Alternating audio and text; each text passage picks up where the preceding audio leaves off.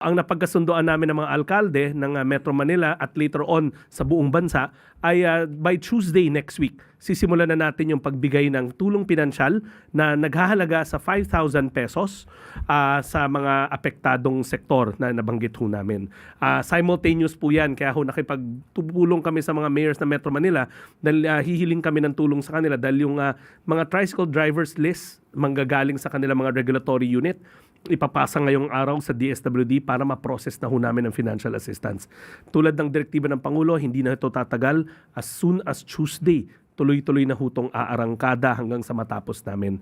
Gusto ko rin i-point out na ang GAA allocation or ang general appropriations ng AIX is at 60 plus billion na ang instruction ng ating Pangulo, that's at our disposal. Ibig sabihin, nilinya na namin kaagad yung 30 billion para kung tatagal pa tong krisis sa gitnang silangan, hindi to magiging isang beses lamang. So naka-standby na yung 30 billion, handang-handa na ang DSWD, nakakasa na rin ang mga mayor, and this is a whole of government approach para masigurado natin na the poor, the marginalized, and the vulnerable, lalong-lalo na yung ating mga driver na mga apektado, ay hindi lumubog sa mga nangyayaring krisis sa gitnang silangan.